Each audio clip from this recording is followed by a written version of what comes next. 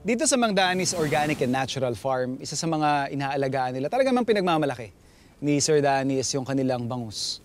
Gagawa lang tayo ng dish na I think, for me, elevates yung mga fish dish, lalong-lalo na kapag mga leftover na yung pinag-uusapan. Gawa tayo ng is mabilis, kinunot na bangus.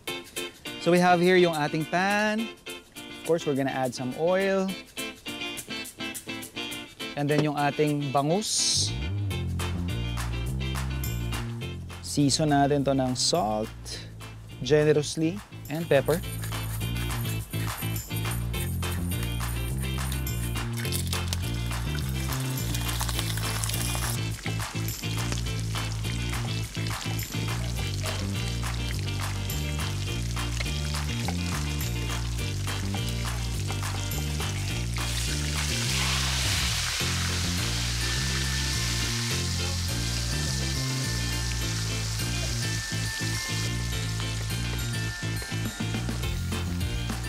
So once na malamig na yung ating fried bangus, pwede na natin siyang himayin.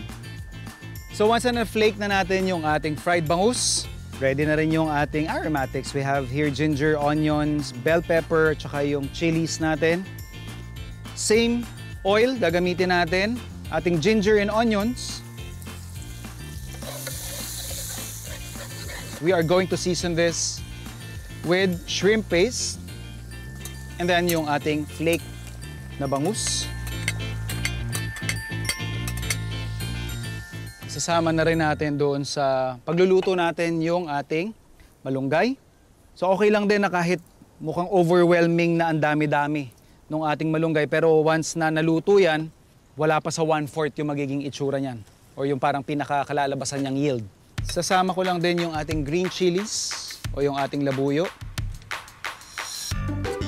Also, just to balance yung creaminess na meron dun sa ating gata, konting-konting suka.